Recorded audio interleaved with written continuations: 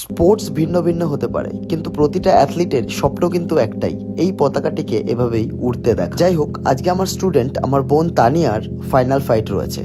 তো আমি আর রঙ্গন সকাল সকাল রেডি হয়ে বেরিয়ে পড়ি স্টেডিয়ামের উদ্দেশ্যে। গিয়ে দেখি রিং সাইডে একদম পা রাখারই জায়গা নেই। তারপর তানিয়াকে স্ট্রেচিং আর মোবিলিটি করিয়ে রেডি করলাম, কারণ যখন তখন নাম অ্যানাউন্স হতে পারে।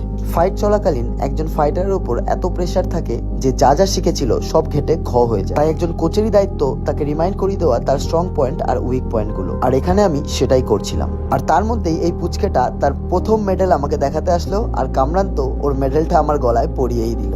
আর এর মধ্যেই তানিয়ার নাম অ্যানাউন্স হলো, আর আমি স্টার্ট করলাম তানিয়াকে রেডি করতে। গ্লাভস হেডগার্ড পরানোর পর পাঞ্চিং প্যাডে পাঞ্চ সেট করে আমরা চলে গেলাম রিং এর উদ্দেশ্যে। তানিয়ার ওয়াকিং স্টাইল দেখে বেশ কনফিডেন্ট মনে হচ্ছিল।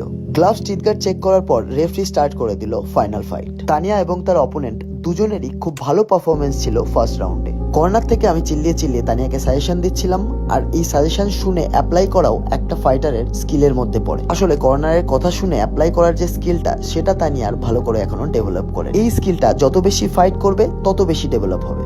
আর 3 রাউন্ড শেষে তানিয়া ফাইটটি 3-0 জিতে গেল। আর কোনো ফাইট জেতার পরে এই খুশিটাই যেন অমূল্য।